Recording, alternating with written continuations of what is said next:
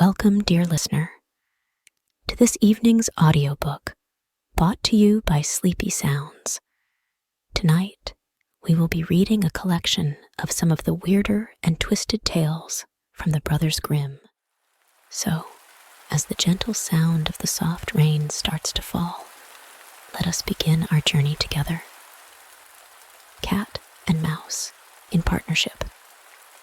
A certain cat had made the acquaintance of a mouse and had said so much to her about the great love and friendship she felt for her, that at length the mouse agreed that they should live and keep house together. "But we must make a provision for winter, or else we shall suffer from hunger," said the cat. "And you, little mouse, cannot venture everywhere, or you will be caught in a trap someday." The good advice was followed, and a pot of fat was bought, but they did not know where to put it. At length, after much consideration, the cat said, "I know no place where it will be better stored up than in the church, for no one dares take anything away from there.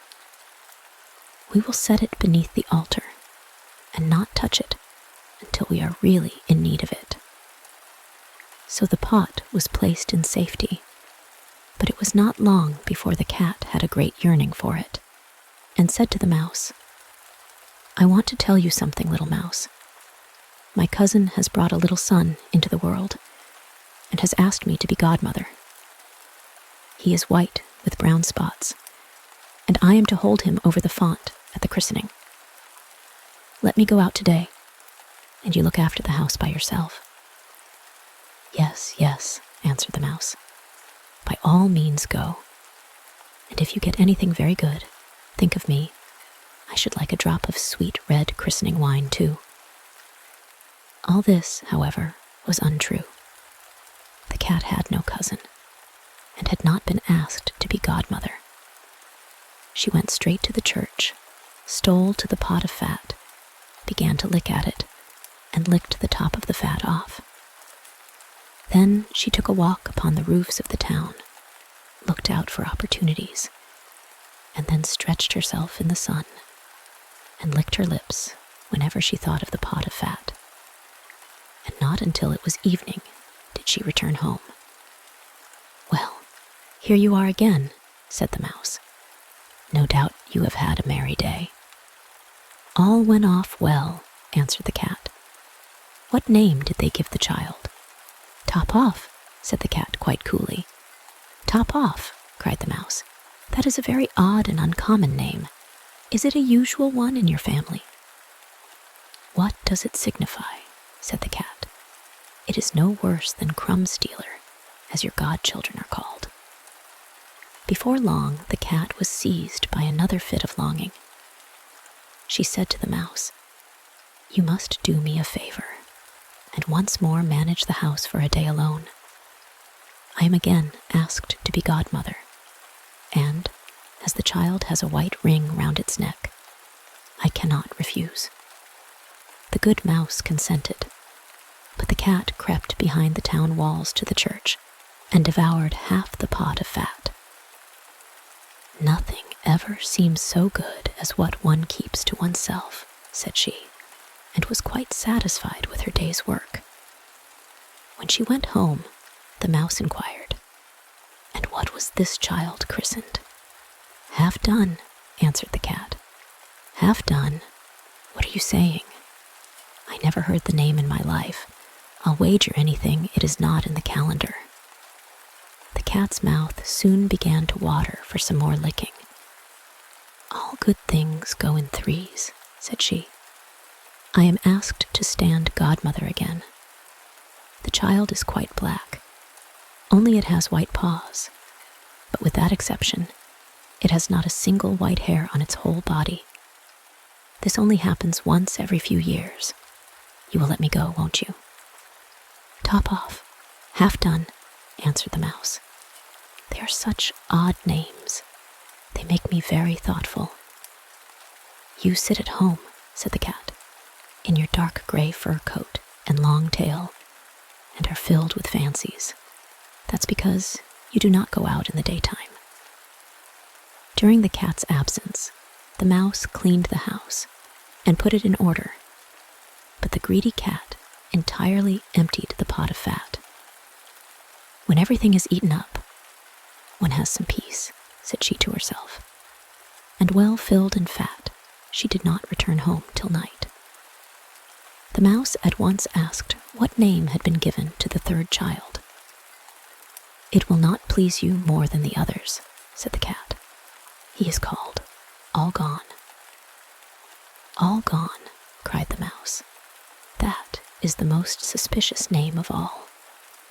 I have never seen it in print. All Gone. What can that mean?" And she shook her head, curled herself up, and lay down to sleep. From this time forth, no one invited the cat to be godmother. But when the winter had come, and there was no longer anything to be found outside, the mouse thought of their provision and said, "Come, cat, we will go to our pot of fat, which we have stored up for ourselves. We shall enjoy that." "Yes," answered the cat. "You will enjoy it as much as you would enjoy sticking that dainty tongue of yours out of the window." They set out on their way, but when they arrived, the pot of fat certainly was still in its place, but it was empty. "Alas," said the mouse, "now I see what has happened. Now it comes to light. You are a true friend. You have devoured all when you were standing godmother. First top off, then half done, then—" "Will you hold your tongue?" cried the cat. "One word more, and I will eat you too." All Gone was already on the poor mouse's lips. Scarcely had she spoken it before the cat sprang on her, seized her, and swallowed her down. Verily, that is the way of the world. The end. The death of the little hen. Once upon a time, the little hen went with the little cock to the nut hill, and they agreed together that whichsoever of them found a kernel of a nut should share it with the other. Then the hen found a large, large nut, but said nothing about it, intending to eat the kernel herself. The kernel, however, was so large that she could not swallow it, and it remained sticking in her throat, so that she was alarmed lest she should be choked. Then she cried, "Cock, I entreat thee to run as fast thou canst, and fetch me some water, or I shall choke." The little cock did run as fast as he could to the spring, and said, "Stream, thou art to give me some water. The little hen is lying on the nut hill, and she has swallowed a large nut, and is choking." The well answered, "First run to the bride, and get her to give thee some red silk." The little cock ran to the bride and said, "Bride, you are to give me some red silk." "I want to give red silk to the well. The well is to give me some water. I am to take the water to the little hen who is lying on the nut hill, and has swallowed a great nut kernel, and is choking with it." The bride answered, "First run and bring me my little wreath, which is hanging to a willow." So the little cock ran to the willow, and drew the wreath from the branch, and took it to the bride, and the bride gave him some water for it. Then the little cock took the water to the hen, but when he got there, the hen had choked in the meantime, and lay there dead and motionless. Then the cock was so distressed that he cried aloud, and every animal came to lament the little hen, and 6 mice built a little carriage to carry her to her grave. And when the carriage was ready, they harnessed themselves to it, and the cock drove. On the way, however, they met the fox, who said, "Where art thou going, little cock?" "I am going to bury my little hen." "May I drive with thee?" "Yes, but seat thyself at the back of the carriage, for in the front my little horses could not drag thee." Then the fox seated himself at the back, and And after that, the wolf, the bear, the stag, the lion, and all the beasts of the forest did the same. Then the procession went onwards, and they reached the stream. "How are we to get over?" said the little cock. A straw was lying by the stream, and it said, "I will lay myself across, and you shall drive over me." But when the 6 mice came to the bridge, the straw slipped and fell into the water, and the 6 mice all fell in and were drowned. Then they were again in difficulty, and a coal came and said, "I am large enough, I will lay myself across, and you shall drive over me." So the coal also laid itself across the water, but unhappily just touched it, on which the coal hissed, was extinguished, and died.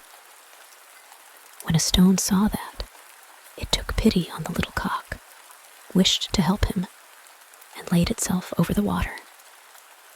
Then the cock drew the carriage himself, but when he got it over and reached the other shore with the dead hen, and was about to draw over the others, who were sitting behind as well, there were too many of them. The carriage ran back, and they all fell into the water together and were drowned.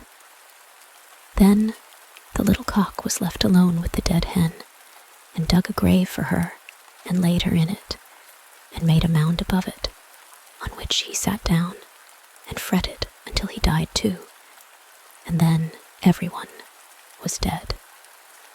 The end.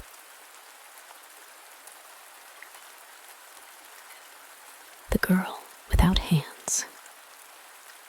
A certain miller had little by little fallen into poverty, and had nothing left but his mill and a large apple tree behind it.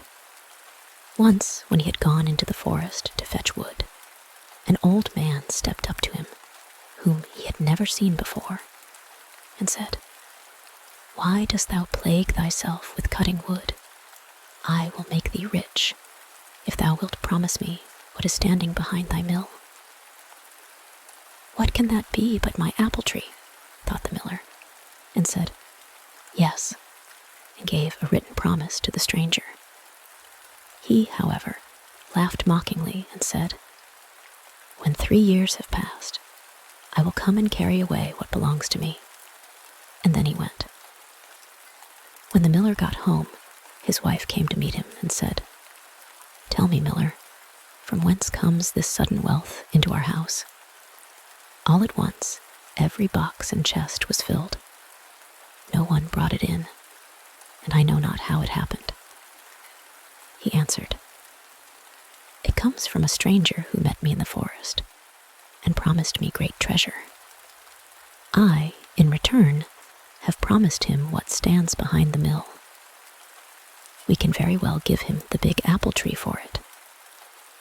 "Ah, husband," said the terrified wife, "that must have been the devil.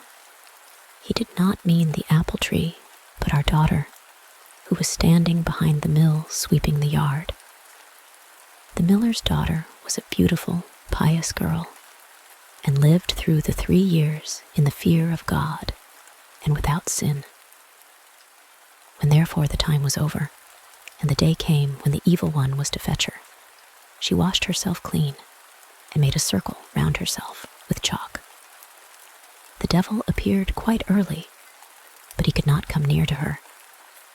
Angrily, he said to the miller, "Take all water away from her, that she may no longer be able to wash herself, for otherwise I have no power over her." The miller was afraid, and did so. The next morning the devil came again, but she had wept on her hands, and they were quite clean. Again he could not get near her, and furiously said to the miller, "Cut her hands off, or else I cannot get the better of her." The miller was shocked, and answered, "How could I cut off my own child's hands?"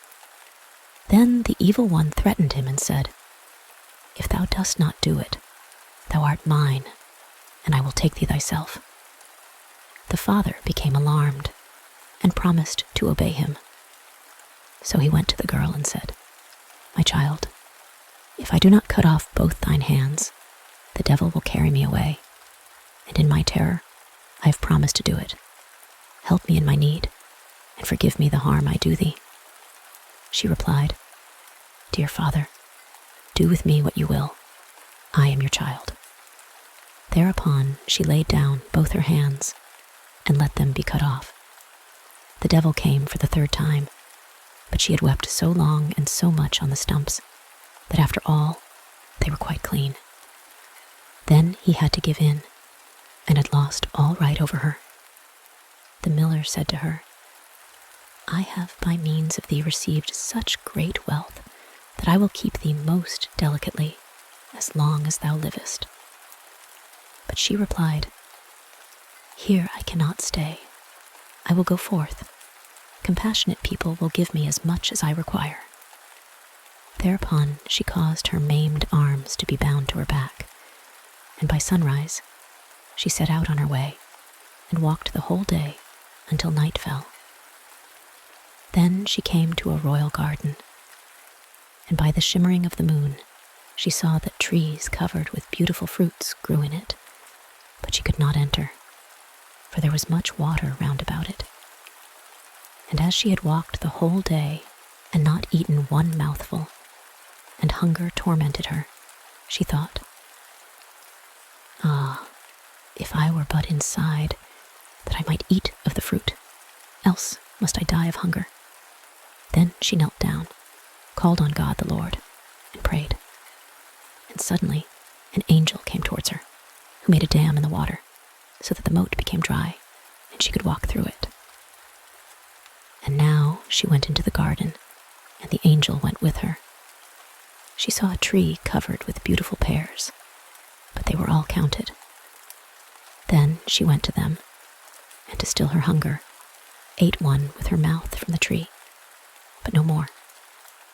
The gardener was watching, but as the angel was standing by, he was afraid, and thought the maiden was a spirit, and was silent. Neither did he dare to cry out, or to speak to the spirit. When she had eaten the pear, she was satisfied, and went and concealed herself among the bushes. The king to whom the garden belonged came down to it next morning, and counted, and saw that one of the pears was missing, and asked the gardener what had become of it, as it was not lying beneath the tree, but was gone. Then answered the gardener, "Last night a spirit came in, who had no hands, and ate off one of the pears with its mouth." The king said, "How did the spirit get over the water, and where did it go after it had eaten the pear?" The gardener answered, "Someone came in a snow-white garment from heaven, who made a dam, and kept back the water, that the spirit might walk through the moat. And as it must have been an angel, I was afraid, and asked no questions, and did not cry out. When the spirit had eaten the pear, it went back again." The king said, "If it be as thou sayest, I will watch with thee tonight."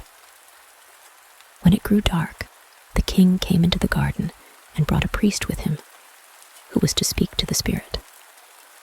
All three seated themselves beneath the tree and watched.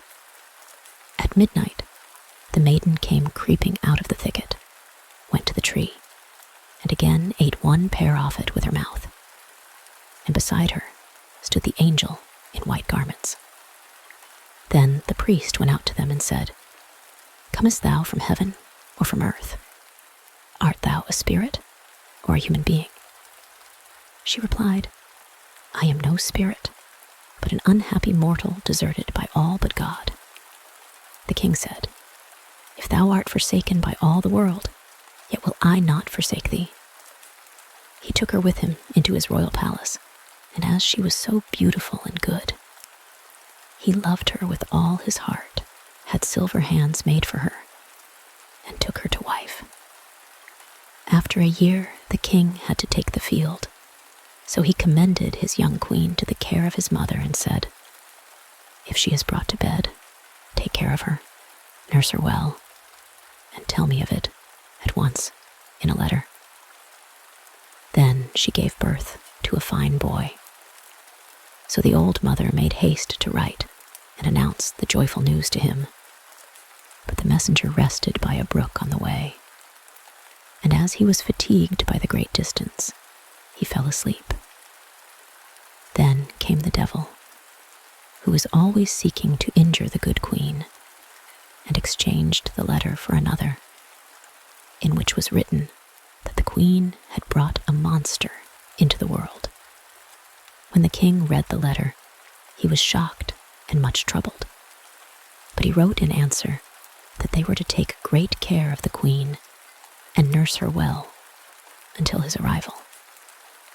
The messenger went back with the letter, but rested at the same place, and again fell asleep. Then came the devil once more, and put a different letter in his pocket, in which it was written that they were to put the queen and her child to death. The old mother was terribly shocked when she received the letter, and could not believe it. She wrote back again to the king, but received no other answer, because each time the devil substituted a false letter, and in the last letter it was also written that she was to preserve the queen's tongue and eyes as a token that she had obeyed. But the old mother wept to think such innocent blood was to be shed, and had a hind brought by night, and cut out her tongue and eyes, and kept them. Then said she to the queen, I cannot have thee killed as the king commands, but here thou mayst stay no longer. Go forth into the wide world with thy child, and never come here again. The poor woman tied her child on her back, and went away with eyes full of tears. She came into a great wild forest, and then she fell on her knees and prayed to God. And the angel of the Lord appeared to her, and led her to a little house, on which was a sign with the words, Here all dwell free. A snow-white maiden came out of the little house and said, Welcome, Lady Queen, and conducted her inside. Then they unbound the little boy from her back, and held him to her breast that he might feed, and laid him in a beautifully made little bed. Then said the poor woman, From whence knowest thou that I was a queen? The white maiden answered, I am an angel sent by God to watch over thee and thy child. The queen stayed 7 years in the little house, and was well cared for, and by God's grace, because of her piety, her hands, which had been cut off, grew once more. At last the king came home again from the war, and his first wish was to see his wife and the child. Then his aged mother began to weep and said, Thou wicked man, why didst thou write to me that I was to take those 2 innocent lives? And she showed him the 2 letters which the evil one had forged, and then continued, I did as thou badest me. And she showed the tokens, the tongue and eyes. Then the king began to weep for his poor wife and his little son so much more bitterly than she was doing, that the aged mother had compassion on him and said, Be at peace, she still lives. I secretly caused a hind to be killed, and took these tokens from it. But I bound the child to thy wife's back, and bade her go forth into the wide world, and made her promise never to come back here again, because thou wert so angry with her. Then spoke the king, I will go as far as the sky is blue, and will neither eat nor drink until I have found again my dear wife and my child, if in the meantime they have not been killed or died of hunger. Thereupon the king traveled about for 7 long years, and sought her in every cleft of the rocks, and in every cave. But he found her not, and thought she had died of want. During the whole of this time, he neither ate nor drank, but God supported him.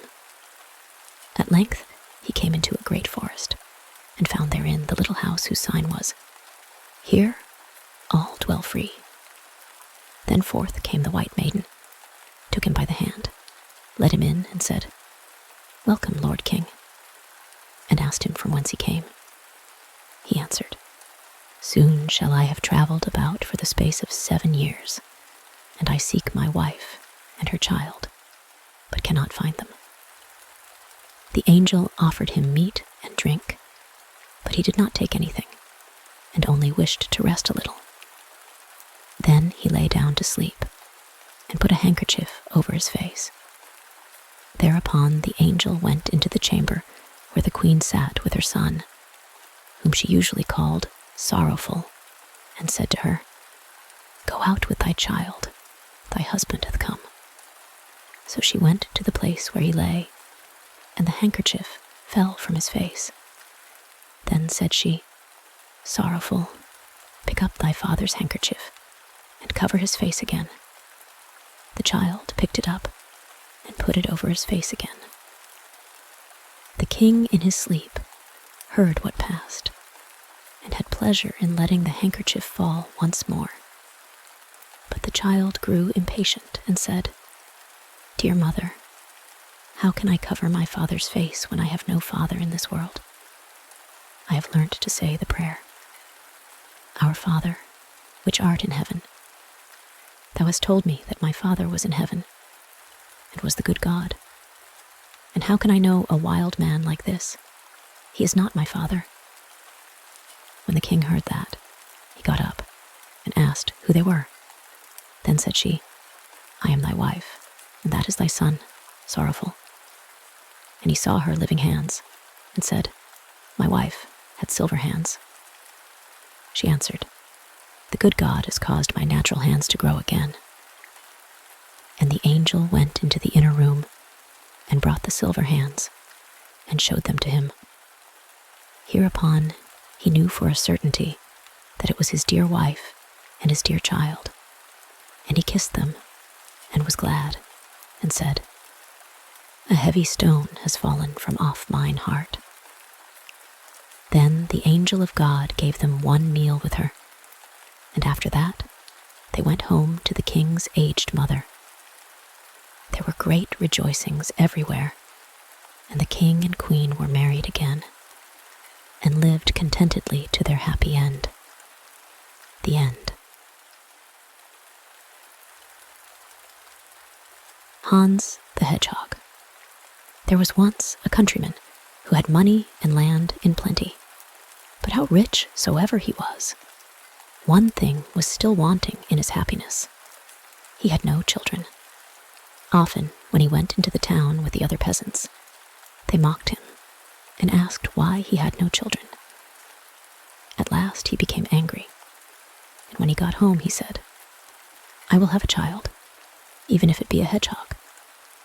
Then his wife had a child. That was a hedgehog in the upper part of his body, and a boy in the lower.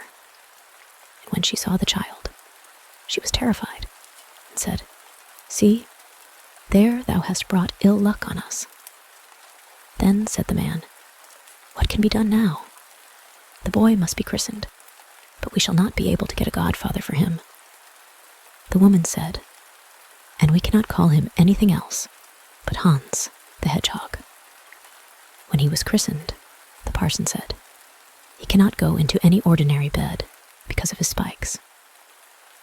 So a little straw was put behind the stove, and Hans the Hedgehog was laid on it. His mother could not suckle him, for he would have pricked her with his quills.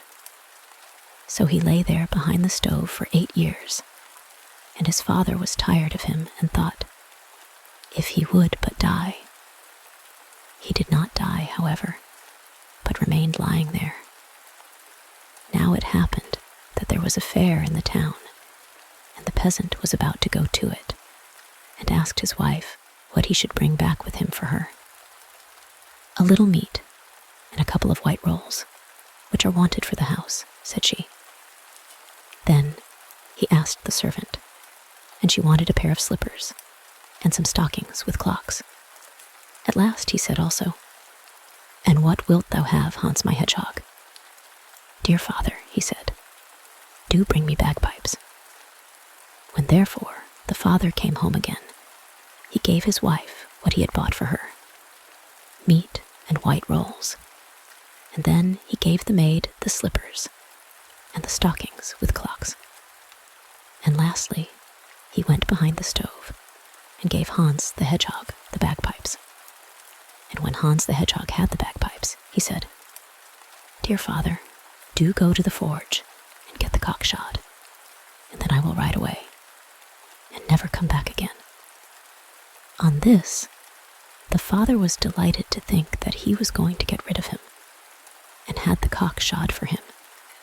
And when it was done, Hans the Hedgehog got on it and rode away, but took swine and asses with him, which he intended to keep in the forest. When they got there, he made the cock fly onto a high tree with him, and there he sat for many a long year, and watched his asses and swine until the herd was quite large, and his father knew nothing about him. While he was sitting in the tree, however, he played his bagpipes and made music which was very beautiful. Once a king came traveling by who had lost his way and heard the music. He was astonished at it, and sent his servant forth to look all round and see from whence this music came. He spied about, but saw nothing but a little animal sitting up aloft on the tree, which looked like a cock with a hedgehog on it, which made this music. Then the king told the servant he was to ask why he sat there, and if he knew the road which led to his kingdom. So Hans the Hedgehog descended from the tree and said he would show the way if the king would write a bond and promise him whatever he first met in the royal courtyard as soon as he arrived at home. Then the king thought, "I can easily do that, Hans. The hedgehog understands nothing, and I can write what I like." So the king took pen and ink and wrote something, and when he had done it, Hans the Hedgehog showed him the way, and he got safely home. But his daughter, when she saw him from afar, was so overjoyed that she ran to meet him and kissed him. Then he remembered Hans the Hedgehog and told her what had happened, and that he had been forced to promise whatsoever first met him when he got home to a very strange animal which sat on a cock as if it were a horse and made beautiful music, but that instead of writing that he should have what he wanted, he had written that he should not have it. Thereupon the princess was glad and said he had done well, for she never would have gone away with the hedgehog. Hans the Hedgehog, however, looked after his asses and pigs, and was always merry, and sat on the tree and played his bagpipes. Now it came to pass that another king came journeying by with his attendants and runners, and he also had lost his way, and did not know how to get home again, because the forest was so large. He likewise heard the beautiful music from a distance, and asked his runner what that could be, and told him to go and see.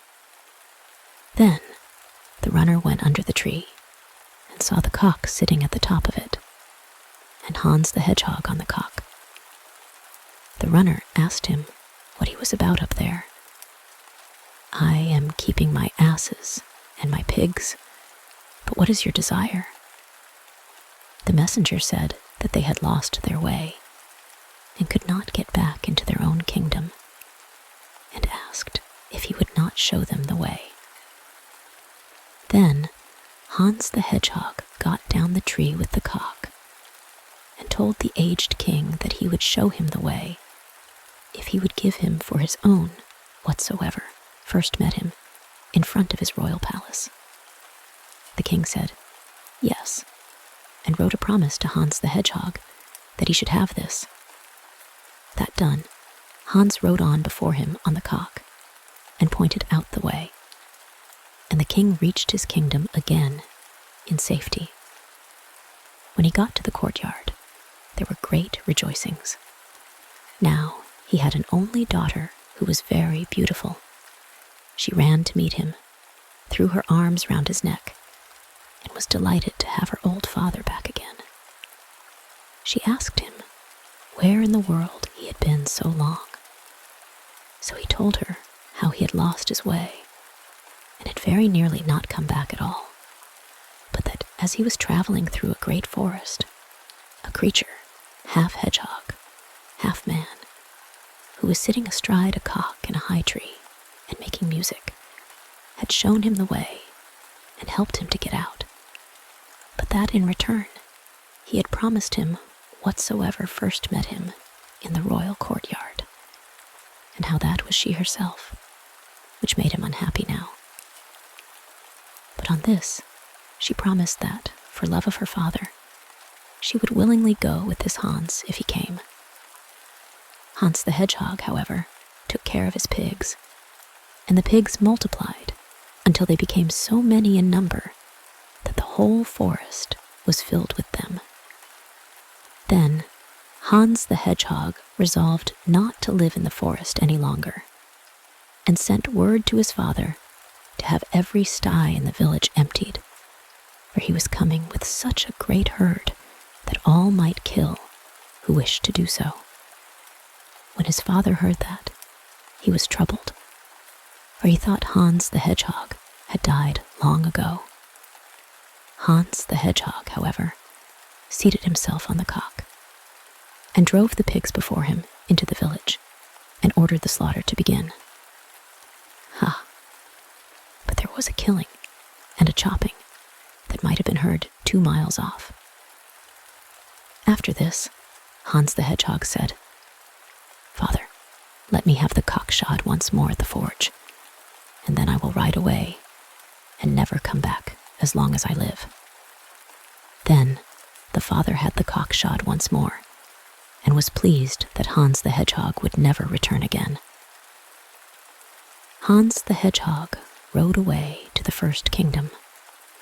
There the king had commanded that whosoever came mounted on a cock and had bagpipes with him should be shot at, cut down, or stabbed by everyone, so that he might not enter the palace. When, therefore, Hans the Hedgehog came riding thither, they all pressed forward against him with their pikes. But he spurred the cock, and it flew up over the gate in front of the king's window, and lighted there. And Hans cried that the king must give him what he had promised, or he would take both his life and his daughter's. Then the king began to speak his daughter fair, and to beg her to go away with Hans, in order to save her own life and her father's. So she dressed herself in white, and her father gave her a carriage with 6 horses and magnificent attendants together, with gold and possessions. She seated herself in the carriage and placed Hans the Hedgehog beside her with the cock and the bagpipes. And then they took leave and drove away, and the king thought he should never see her again. He was, however, deceived in his expectation, for when they were at a short distance from the town, Hans the Hedgehog took her pretty clothes off and pierced her with his hedgehog skin until she bled all over. "That is the reward of your falseness," said he. "Go your way. I will not have you." And on that, he chased her home again, and she was disgraced for the rest of her life. Hans the Hedgehog, however, rode on further on the cock, with his bagpipes, to the dominions of the second king to whom he had shown the way. This one, however, had arranged that if anyone resembling Hans the Hedgehog should come, they were to present arms, give him safe conduct, cry long life to him, and lead him to the royal palace. But when the king's daughter saw him, she was terrified, for he looked quite too strange. She remembered, however, that she could not change her mind, for she had given her promise to her father, So Hans the Hedgehog was welcomed by her and married to her and had to go with her to the royal table, and she seated herself by his side, and they ate and drank. When the evening came and they wanted to go to sleep, she was afraid of his quills, but he told her she was not to fear, for no harm would befall her, and he told the old king that he was to appoint 4 men to watch by the door of the chamber and light a great fire, and when he entered the room and was about to get into bed, he would creep out of his hedgehog skin and leave it lying there by the bedside, and that the men were to run nimbly to it, throw it in the fire, and stay by it until it was consumed. When the clock struck 11, he went into the chamber, stripped off the hedgehog's skin, and left it lying by the bed. Then came the men and fetched it swiftly and threw it in the fire. And when the fire had consumed it, he was delivered and lay there in bed in human form, but he was coal-black, as if he had been burnt. The king sent for his physician, who washed him with precious salves and anointed him, and he became white and was a handsome young man. When the king's daughters saw that she was glad, and the next morning they arose joyfully, ate and drank, and then the marriage was properly solemnized, and Hans the Hedgehog received the kingdom from the aged king. When several years had passed, he went with his wife to his father and said that he was his son. The father, however, declared he had no son. He had never had but one, and he had been born like a hedgehog with spikes and had gone forth into the world. Then Hans made himself known, and the old father rejoiced and went with him to his kingdom. My tale is done, and away it has run to little August's house. The end. The Juniper Tree. It is now long ago, quite 2,000 years, since there was a rich man who had a beautiful and pious wife, and they loved each other dearly. They had, however, no children, though they wished for them very much, and the woman prayed for them day and night, but still they had none. Now there was a courtyard in front of their house, in which was a juniper tree, and one day in winter the woman was standing beneath it, paring herself an apple, and while she was paring herself the apple, she cut her finger, and the blood fell on the snow. "Ah," said the woman, and sighed right heavily, and looked at the blood before her, and was most unhappy. "Ah, if I had but a child as red as blood and as white as snow." And while she thus spake, she became quite happy in her mind, and felt just as if that were going to happen.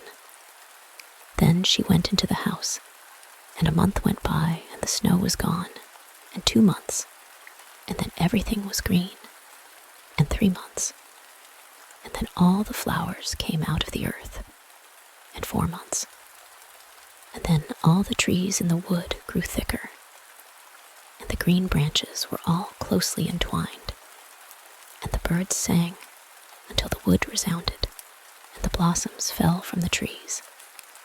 Then the 5th month passed away, and she stood under the juniper tree, which smelt so sweetly that her heart leapt, and she fell on her knees and was beside herself with joy. And when the 6th month was over, the fruit was large and fine, and then she was quite still, and the 7th month she snatched at the juniper berries and ate them greedily. Then she grew sick and sorrowful. Then the 8th month passed, and she called her husband to her, and wept and said, "If I die, then bury me beneath the juniper tree." Then she was quite comforted and happy until the next month was over, and then she had a child as white as snow and as red as blood, and when she beheld it, she was so delighted that she died. Then her husband buried her beneath the juniper tree, and he began to weep sore. After some time he was more at ease, and though he still wept, he could bear it. And after some time longer, he took another wife. By the second wife he had a daughter, but the first wife's child was a little son, and he was as red as blood and as white as snow. When the woman looked at her daughter, she loved her very much. But then she looked at the little boy, and it seemed to cut her to the heart. For the thought came into her mind that he would always stand in her way. And she was forever thinking how she could get all the fortune for her daughter.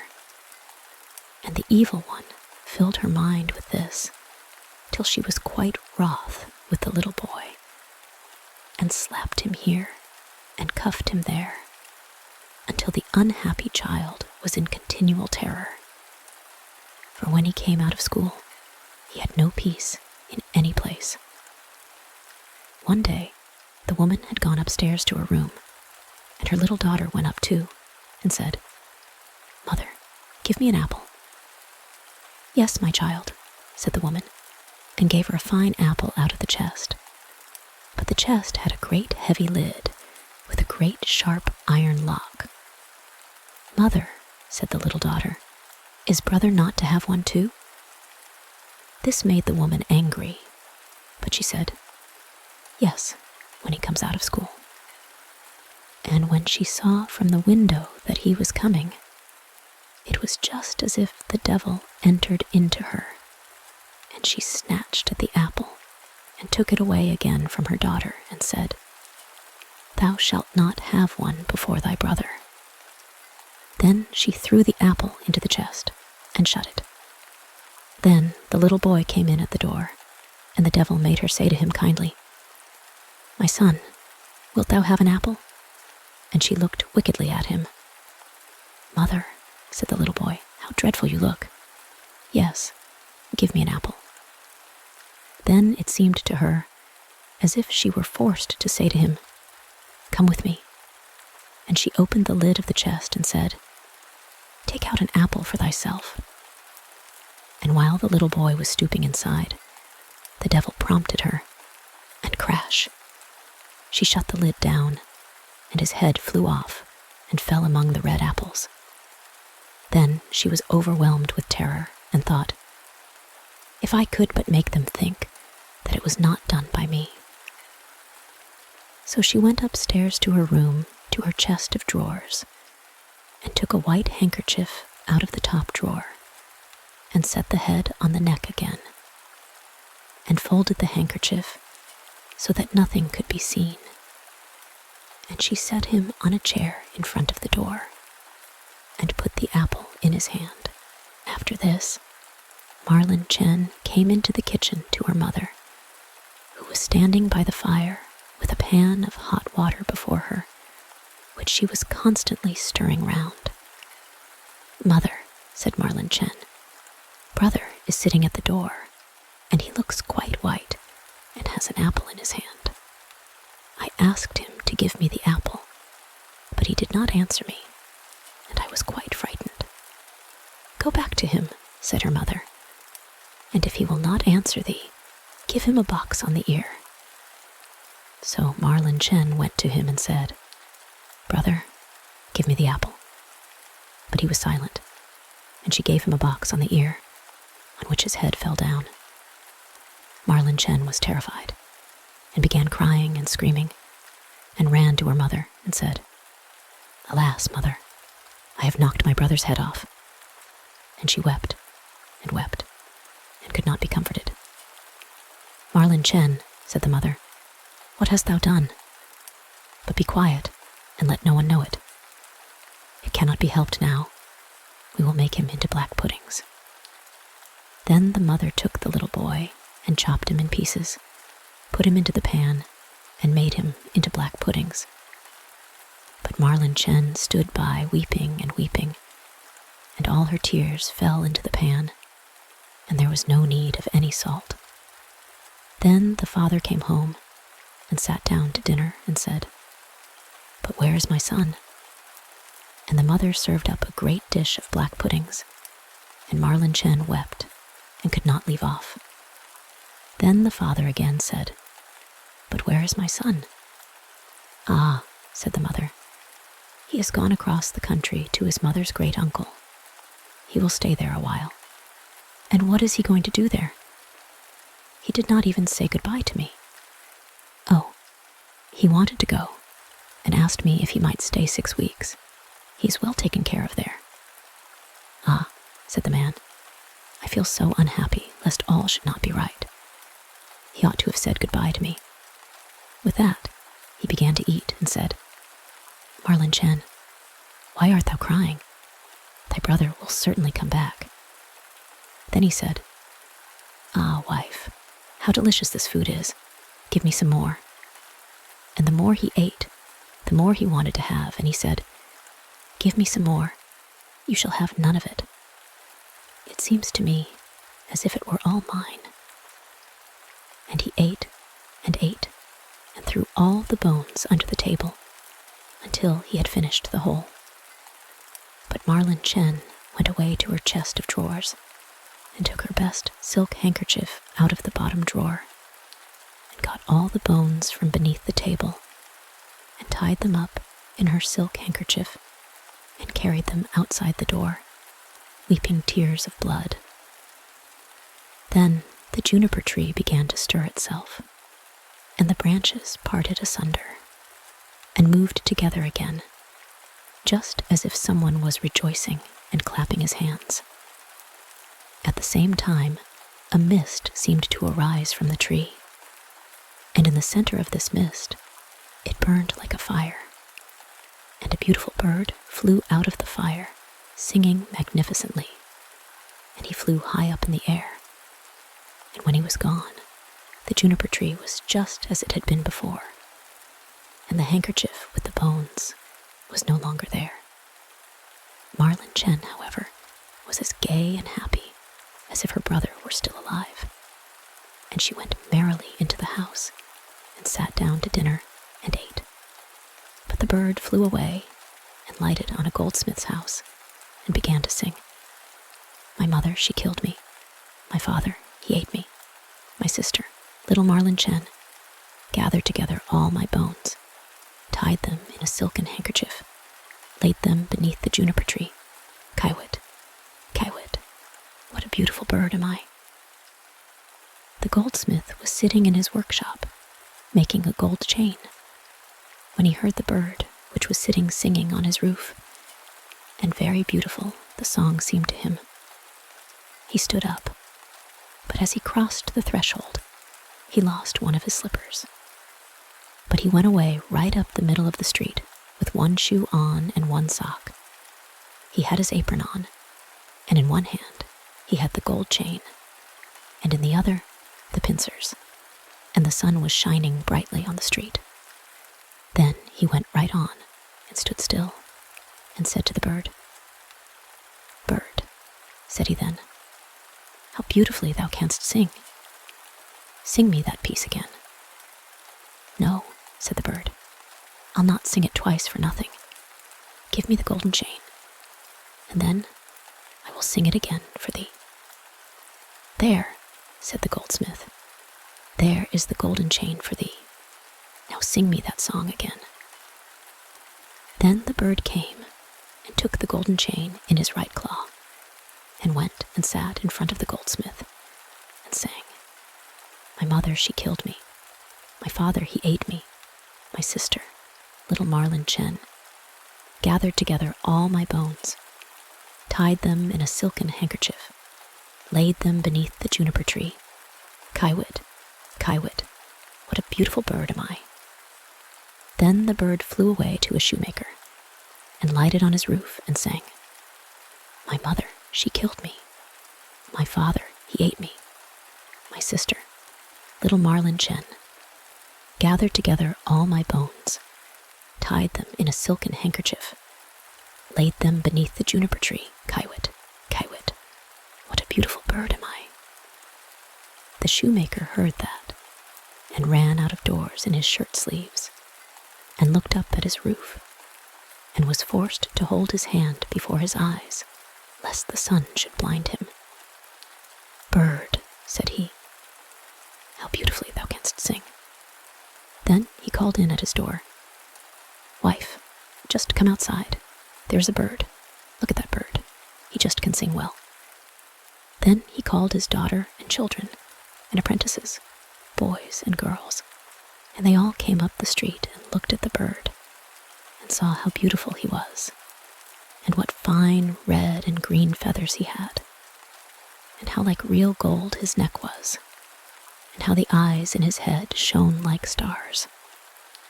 "Bird," said the shoemaker, "now sing me that song again." "Nay," said the bird, "I do not sing twice for nothing. Thou must give me something." "Wife," said the man, "go to the garret. Upon the top shelf there stands a pair of red shoes. Bring them down." Then the wife went and brought the shoes. "There, bird," said the man, "now sing me that piece again." Then the bird came and took the shoes in his left claw and flew back on the roof and sang, "My mother, she killed me.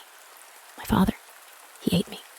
My sister, little Marlin-chen, gathered together all my bones, tied them in a silken handkerchief, laid them beneath the juniper tree, kiwit, kiwit. What a beautiful bird am I."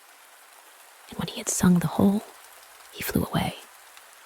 In his right claw he had the chain and the shoes in his left, and he flew far away to a mill. And the mill went clip-clap, clip-clap, clip-clap. And in the mill sat 20 miller's men hewing a stone and cutting. Hick-hack, hick-hack, hick-hack. And the mill went clip-clap, clip-clap, clip-clap.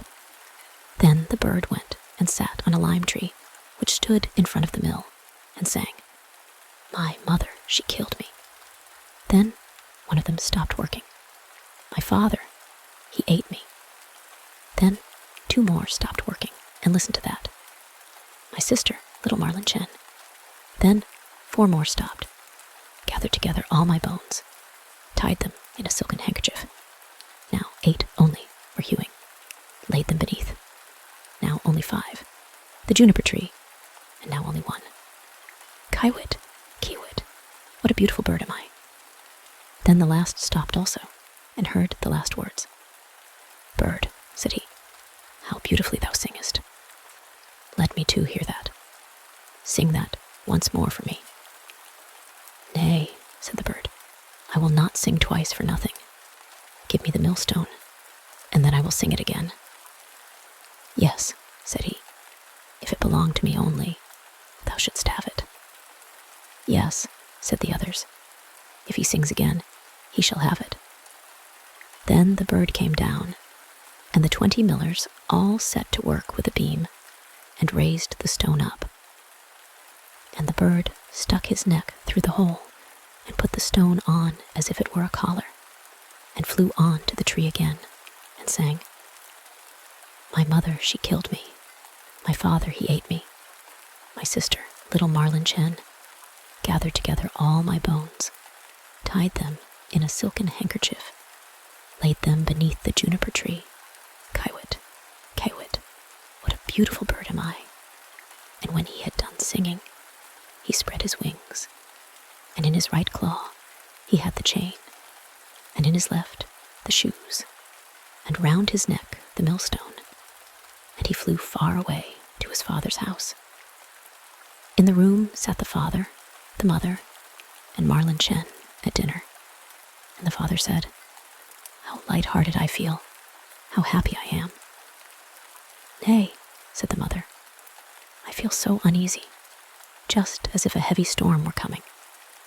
Marlin-chen, however, sat weeping and weeping, and then came the bird flying, and as it seated itself on the roof, the father said, "Ah, I feel so truly happy, and the sun is shining so beautifully outside, I feel just as if I were about to see some old friend again."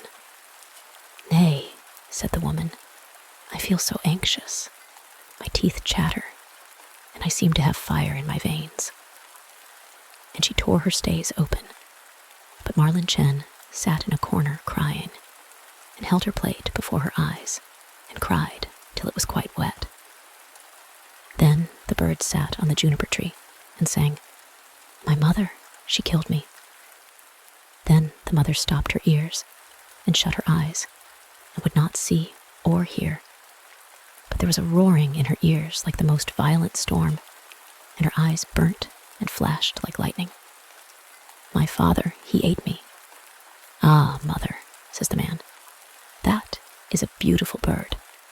He sings so splendidly, and the sun shines so warm, and there is a smell just like cinnamon. My sister, little Marlin Chen."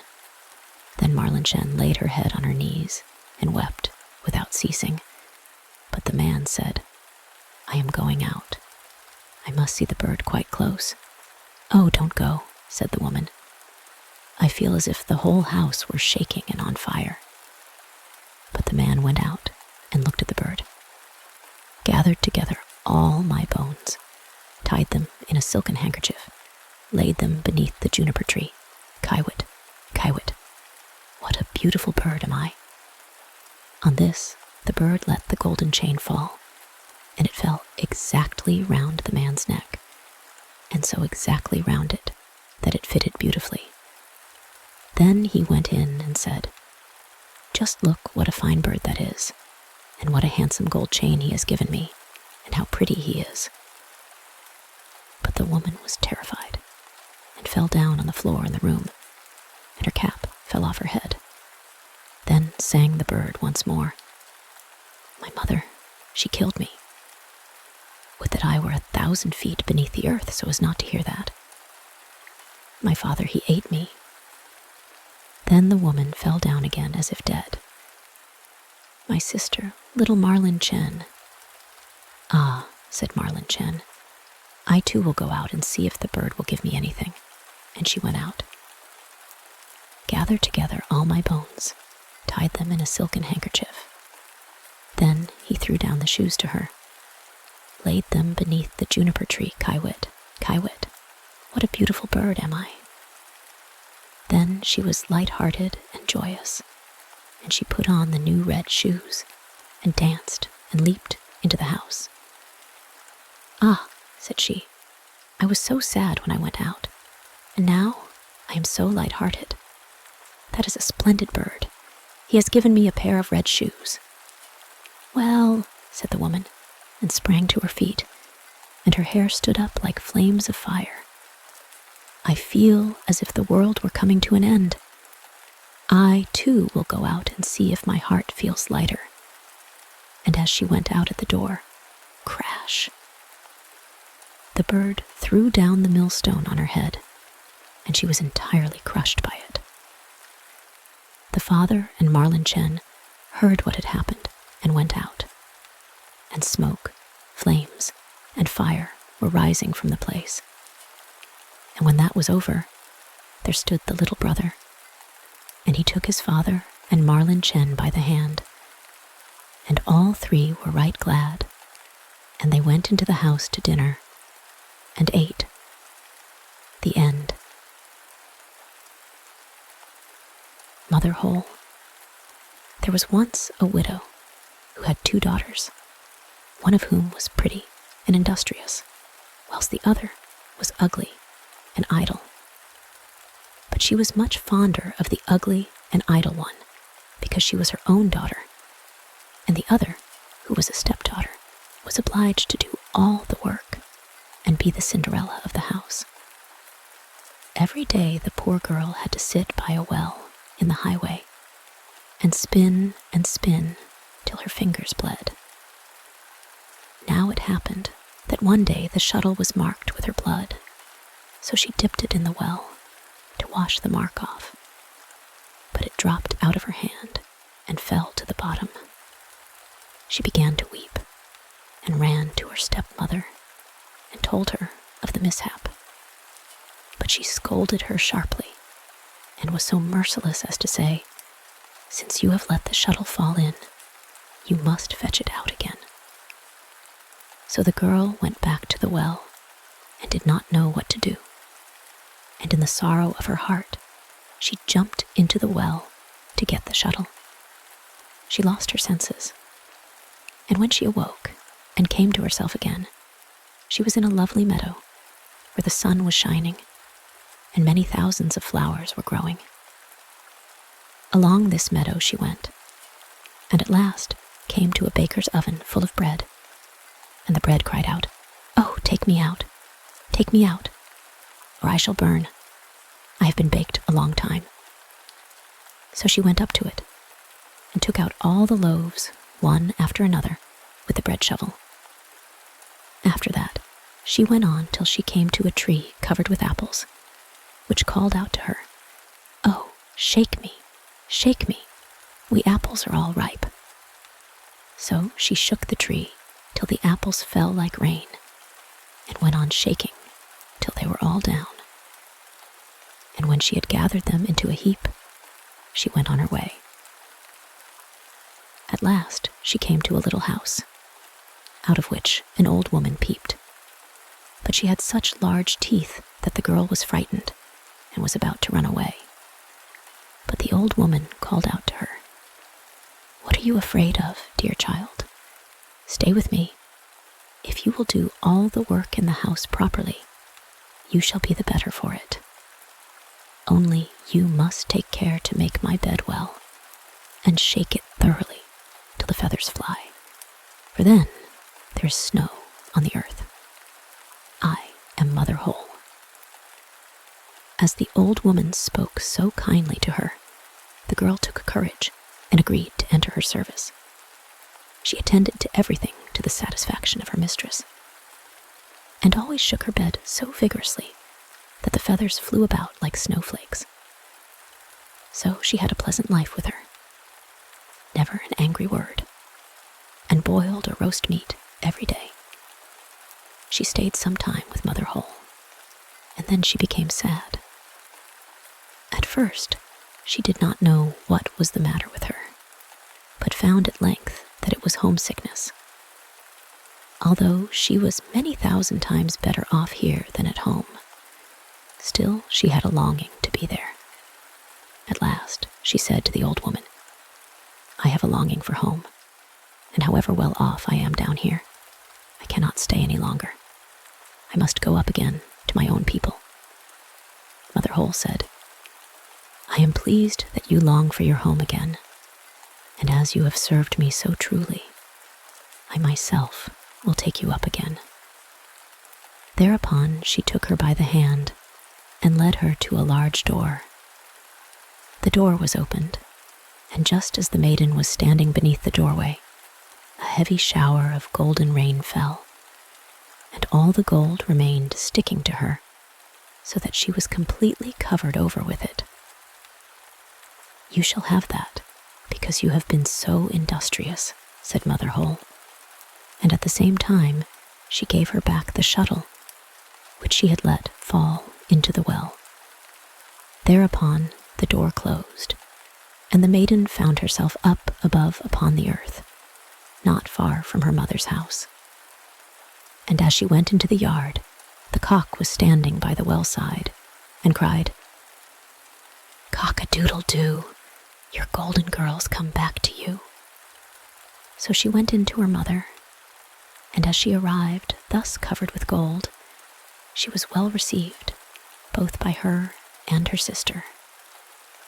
The girl told all that had happened to her, and as soon as the mother heard how she had come by so much wealth, she was very anxious to obtain the same good luck for the ugly and lazy daughter.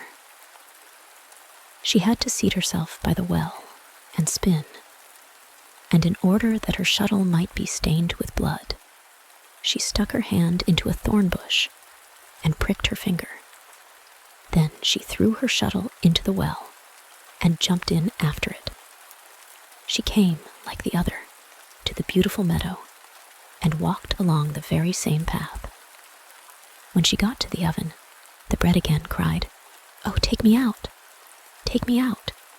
or I shall burn. I have been baked a long time." But the lazy thing answered, "As if I had any wish to make myself dirty. and on she went. Soon she came to the apple tree, which cried, "Oh, shake me, we apples are all ripe." But she answered, "I like that. One of you might fall on my head," and so went on. When she came to Mother Holle's house, she was not afraid, for she had already heard of her big teeth, and she hired herself to her immediately. The first day, she forced herself to work diligently and obeyed Mother Hole when she told her to do anything, for she was thinking of all the gold that she would give her.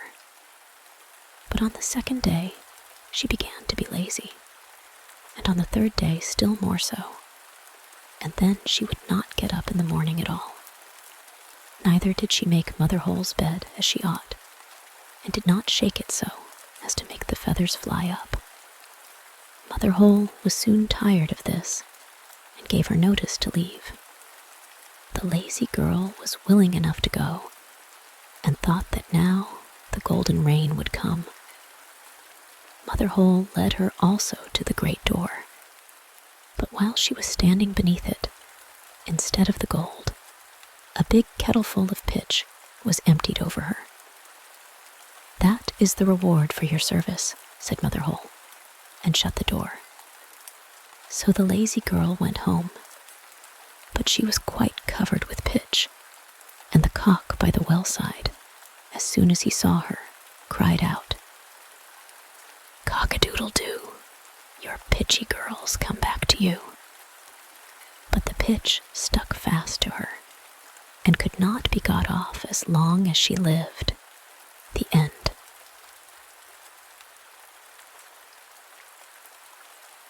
The Mouse, the Bird, and the Sausage. Once on a time, a mouse, a bird, and a sausage became companions, kept house together, lived well and happily with each other, and wonderfully increased their possessions. The bird's work was to fly every day into the forest and bring back wood. The mouse had to carry water, light the fire, and lay the table, but the sausage had to cook. He who is too well off is always longing for something new. One day, therefore, the bird met with another bird on the way, to whom it related its excellent circumstances and boasted of them. The other bird, however, called it a poor simpleton for his hard work, but said that the two at home had good times. For when the mouse had made her fire and carried her water, she went into her little room to rest until they called her to lay the table. The sausage stayed by the pot, saw that the food was cooking well, and when it was nearly time for dinner, it rolled itself once or twice through the broth or vegetables, and then they were buttered, salted, and ready. When the bird came home and laid his burden down, they sat down to dinner, and after they had had their meal, they slept their fill till next morning, and that was a splendid life. Next day the bird, prompted by the other bird, would go no more into the wood, saying that he had been servant long enough, and had been made a fool of by them, and that they must change about for once, and try to arrange it in another way. And though the mouse and the sausage also begged most earnestly, the bird would have his way, and said, "It must be tried." They cast lots about it, and the lot fell on the sausage who was to carry wood. The mouse became cook, and the bird was to fetch water. What happened? The little sausage went out towards the wood. The little bird lighted the fire. The mouse stayed by the pot, and waited alone until little sausage came home and brought wood for next day. But the little sausage stayed so long on the road that they both feared something was amiss, and the bird flew out a little way in the air to meet it. Not far off, however, it met a dog on the road who had fallen on the poor sausage as lawful booty, and had seized and swallowed it. The bird charged the dog with an act of barefaced robbery. But it was in vain to speak, for the dog said he had found forged letters on the sausage, on which account its life was forfeited to him. The bird sadly took up the wood, flew home, and related what he had seen and heard. They were much troubled, but agreed to do their best and remain together. The bird therefore laid the cloth, and the mouse made ready the food, and wanted to dress it, and to get into the pot as the sausage used to do, and roll and creep amongst the vegetables to mix them. But before she got into the midst of them, she was stopped, and lost her skin and hair and life in the attempt. When the bird came to carry up the dinner, no cook was there. In its distress, the bird threw the wood here and there, called and searched, but no cook was to be found. Owing to his carelessness, the wood caught fire, so that a conflagration ensued. The bird hastened to fetch water, and then the bucket dropped from his claws into the well, and he fell down with it, and could not recover himself, but had to drown there. The end. The strange feast. A blood sausage and a liver sausage had been friends for some time, and the blood sausage invited the liver sausage for a meal at her house. At dinner time, the liver sausage merrily set out for the blood sausage's house. But when she walked through the doorway, she saw all kinds of strange things. There were many steps, and on each one of them she found something different. There were a broom and shovel fighting with each other, a monkey with a big wound on his head, and more such things. The liver sausage was very frightened and upset by this. Nevertheless, she took heart, entered the room, and was welcomed in a friendly way by the blood sausage. The liver sausage began to inquire about the strange things on the stairs, but the blood sausage pretended not to hear her, or made it seem it was not worth talking about. Or she said something about the shovel and the broom, such as, "That was probably my maid gossiping with someone on the stairs," and she shifted the topic to something else. Then the blood sausage said she had to leave the room to go into the kitchen and look after the meal. She wanted to check to see that everything was in order, and nothing had fallen into the ashes. The liver sausage began walking back and forth in the room and kept wondering about the strange things until someone appeared, I don't know who it was, and said, "Let me warn you, liver sausage, you're in a bloody, murderous trap. You'd better get out of here quickly if you value your life." The liver sausage did not have to think twice about this. She ran out the door as fast as she could, nor did she stop until she got out of the house and was in the middle of the street. Then she looked around and saw the blood sausage standing high up in the attic window with a long, long knife that was gleaming as though it had just been sharpened. The blood sausage threatened her with it and cried out, "If I had caught you, I would have had you." The end. The 3 snake leaves. There was once on a time a poor man who could no longer support his only son. Then said the son, "Dear father, things go so badly with us that I am a burden to you.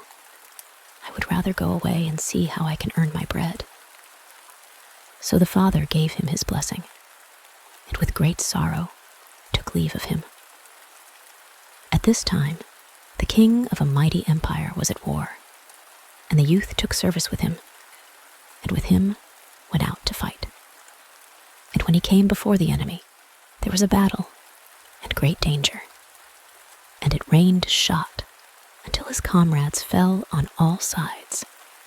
And when the leader also was killed, those left were about to take flight. But the youth stepped forth, spoke boldly to them, and cried, "We will not let our fatherland be ruined." Then the others followed him, and he pressed on and conquered the enemy. When the king heard that he owed the victory to him alone, he raised him above all the others, gave him great treasures, and made him the first in the kingdom. The king had a daughter who was very beautiful, but she was also very strange. She had made a vow to take no one as her lord and husband, who did not promise to let himself be buried alive with her if she died first.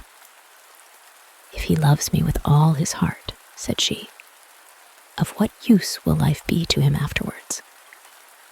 On her side, she would do the same, and if he died first, would go down to the grave with him.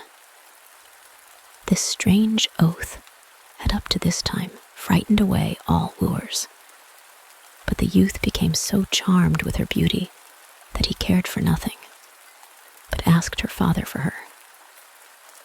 "But dost thou know what thou must promise?" said the king. "I must be buried with her," he replied, "if I outlive her, but my love is so great that I do not mind the danger." Then the king consented, and the wedding was solemnized with great splendor. They lived now for a while, happy and contented with each other. And then it befell that the young queen was attacked by a severe illness, and no physician could save her. And as she lay there dead, the young king remembered what he had been obliged to promise, and was horrified at having to lie down alive in the grave. But there was no escape. The king had placed sentries at all the gates, and it was not possible to avoid his fate. When the day came when the corpse was to be buried, he was taken down into the royal vault with it, and then the door was shut and bolted. Near the coffin stood a table on which were 4 candles, 4 loaves of bread, and 4 bottles of wine. And when this provision came to an end, he would have to die of hunger. And now he sat there full of pain and grief, ate every day only a little piece of bread, drank only a mouthful of wine, and nevertheless saw death daily drawing nearer. Whilst he thus gazed before him, he saw a snake creep out of a corner of the vault and approach the dead body. And as he thought it came to gnaw at it, he drew his sword and said, "As long as I live, thou shalt not touch her," and hewed the snake in 3 pieces. After a time, a second snake crept out of the hole, and when it saw the other lying dead and cut in pieces, it went back, but soon came again with 3 green leaves in its mouth. Then it took the 3 pieces of the snake, laid them together as they ought to go, and placed one of the leaves on each wound. Immediately, the severed parts joined themselves together. The snake moved and became alive again, and both of them hastened away together. The leaves were left lying on the ground, and a desire came into the mind of the unhappy man who had been watching all this, to know if the wondrous power of the leaves, which had brought the snake to life again, could not likewise be of service to a human being. So he picked up the leaves and laid one of them on the mouth of his dead wife, and the 2 others on her eyes. And hardly had he done this than the blood stirred in her veins, rose into her pale face, and colored it again. Then she drew breath, opened her eyes, and said, "Ah, God, where am I?" "Thou art with me, dear wife," he answered, and told her how everything had happened, and how he had brought her back again to life. Then he gave her some wine and bread, and when she had regained her strength, he raised her up, and they went to the door and knocked, and called so loudly that the sentries heard it, and told the king. king came down himself and opened the door, and there he found both strong and well, and rejoiced with them that now all sorrow was over. The young king, however, took the 3 snake leaves with him, gave them to a servant, and said, "Keep them for me carefully, and carry them constantly about thee. Who knows in what trouble they may yet be of service to us?" A change had, however, taken place in his wife. After she had been restored to life, it seemed as if all love for her husband had gone out of her heart. After some time, when he wanted to make a voyage over the sea to visit his old father, and they had gone on board a ship, she forgot the great love and fidelity which he had shown her, and which had been the means of rescuing her from death, and conceived a wicked inclination for the skipper. And once, when the young king lay there asleep, she called in the skipper and seized the sleeper by the head, and the skipper took him by the feet, and thus they threw him down into the sea. When the shameful deed was done, she said, "Now let us return home, and say that he died on the way. I will extol and praise thee so to my father, that he will marry me to thee, and make thee the heir to his crown." But the faithful servant, who had seen all that they did, unseen by them, unfastened a little boat from the ship, got into it, sailed after his master, and let the traders go on their way. He fished up the dead body, and by the help of the 3 snake leaves, which he carried about with him, and laid on the eyes and mouth, he fortunately brought the young king back to life. They both rowed with all their strength day and night, and their little boat flew so swiftly that they reached the old king before the others did. He was astonished when he saw them come alone, and asked what had happened to them.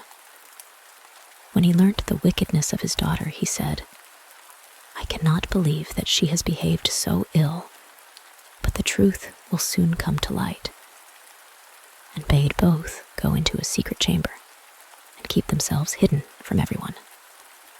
Soon afterwards, the great ship came sailing in, and the godless woman appeared before her father with a troubled countenance. He said, "Why dost thou come back alone? Where is thy husband?" "Ah, dear father," she replied, "I come home again in great grief. During the voyage, my husband became suddenly ill and died. And if the good skipper had not given me his help, it would have gone ill with me. He was present at his death, and can tell you all." The king said, "I will make the dead alive again," and opened the chamber and bade the 2 come out. When the woman saw her husband, she was thunderstruck and fell on her knees and begged for mercy. The king said, "There is no mercy. He was ready to die with thee and restored thee to life again, but thou hast murdered him in his sleep, and shalt receive the reward that thou deservest." Then she was placed with her accomplice in a ship which had been pierced with holes, and sent out to sea, where they soon sank amid the waves. The end.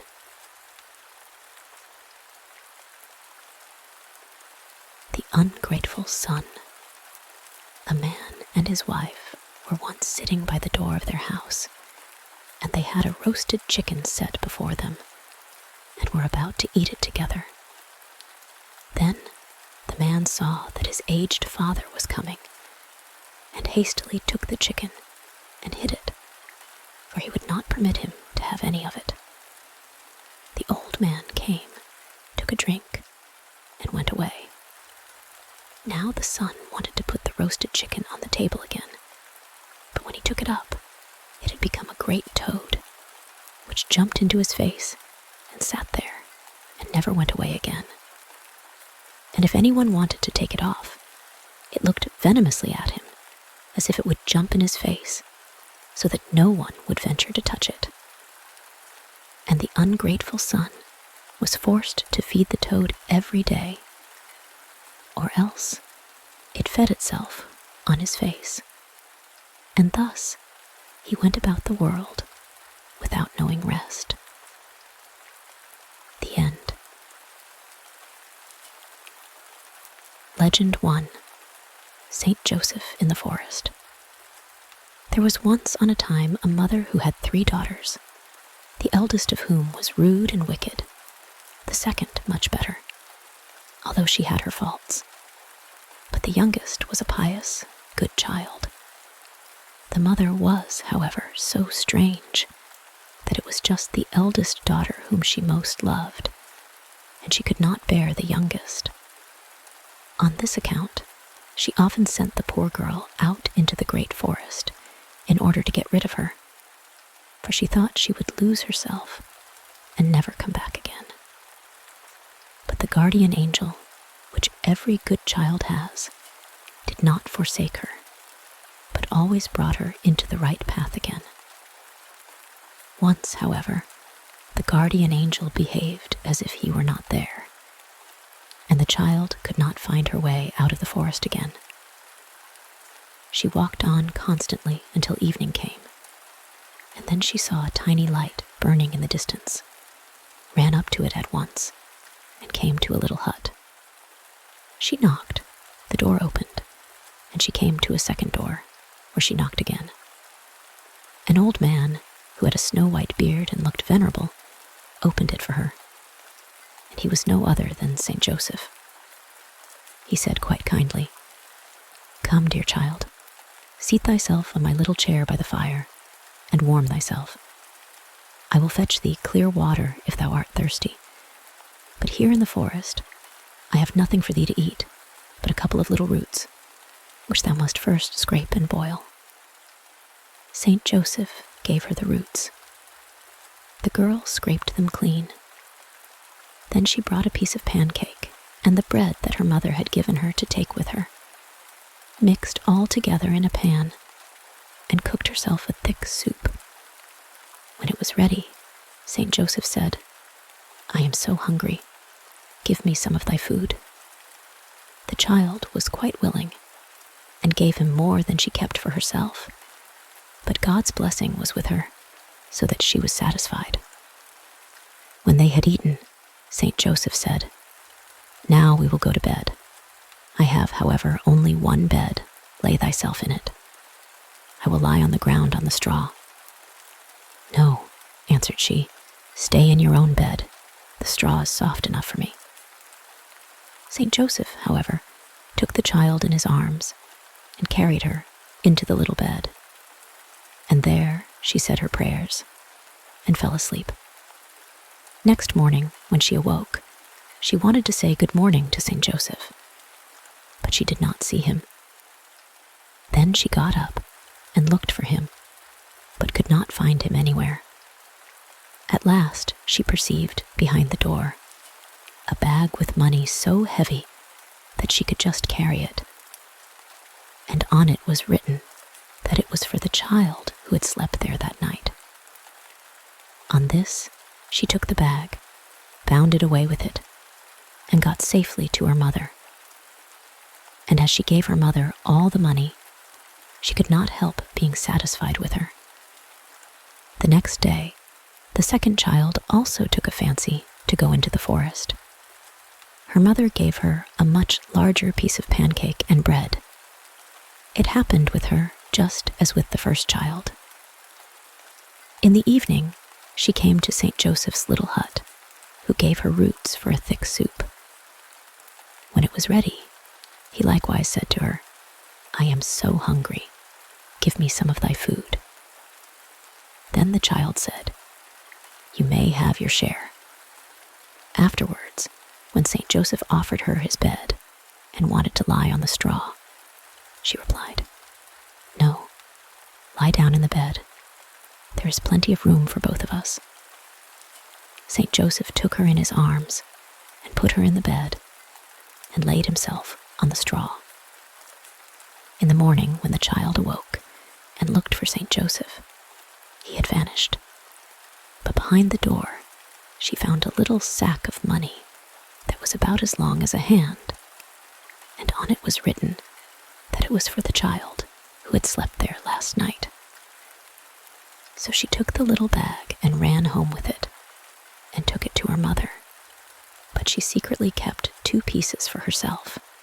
The eldest daughter had by this time grown curious, and the next morning also insisted on going out into the forest. Her mother gave her pancakes with her, as many as she wanted, and bread and cheese as well. In the evening, she found St. Joseph in his little hut, just as the 2 others had found him. When the soup was ready, and St. Joseph said, "I am so hungry. Give me some of thy food," the girl answered. "Wait until I am satisfied. Then if there is anything left, thou shalt have it." She ate, however, nearly the whole of it, and St. Joseph had to scrape the dish. Afterwards, the good old man offered her his bed and wanted to lie on the straw. She took it without making any opposition, laid herself down in the little bed, and left the hard straw to the white-haired man.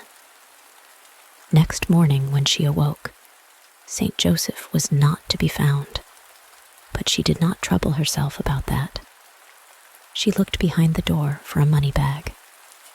She fancied something was lying on the ground, but as she could not very well distinguish what it was, she stooped down and examined it closely, but it remained hanging to her nose, and when she got up again, she saw, to her horror, that it was a second nose, which was hanging fast to her own. Then she began to scream and howl, but that did no good. She was forced to see it always on her nose, for it stretched out so far.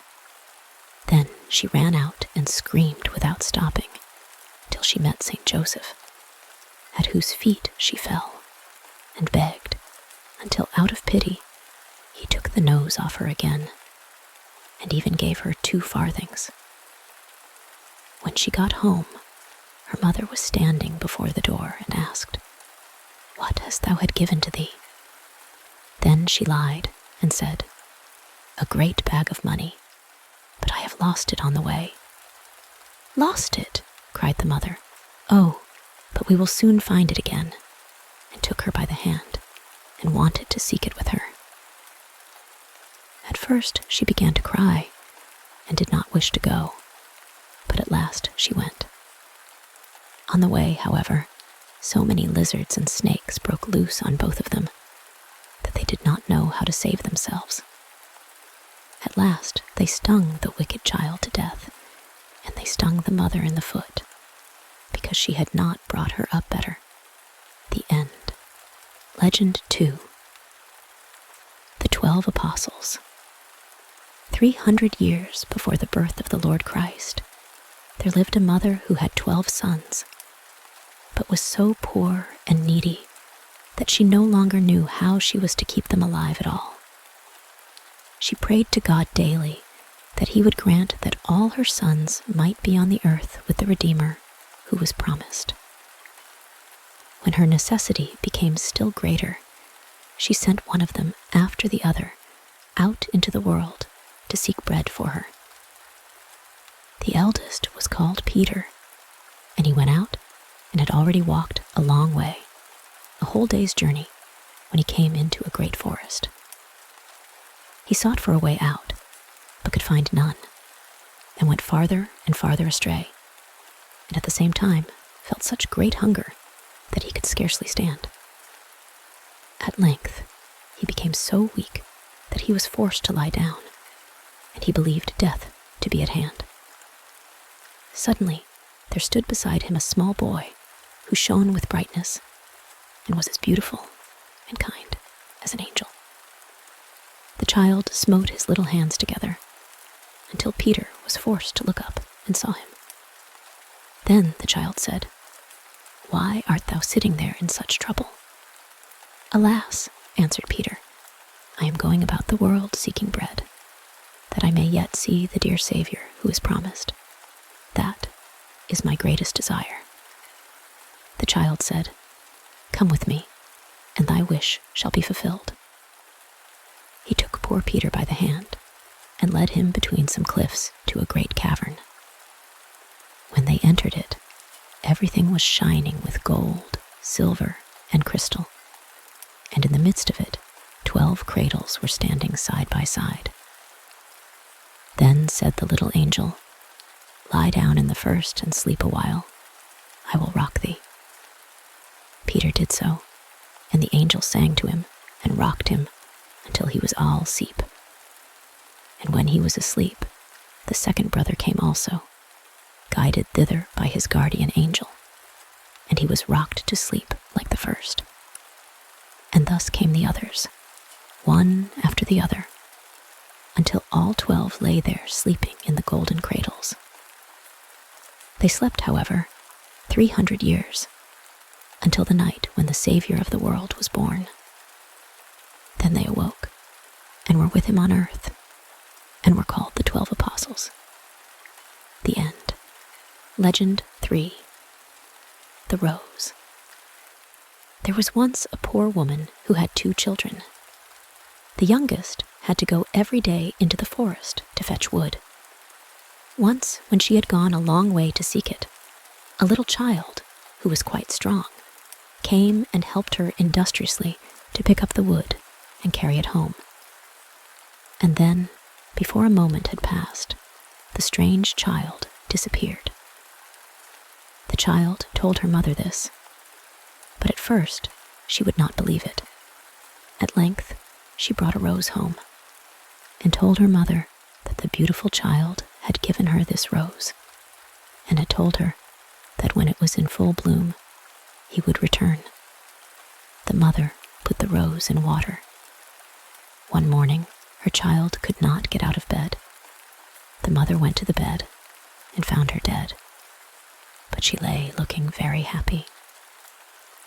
On the same morning, the rose was in full bloom.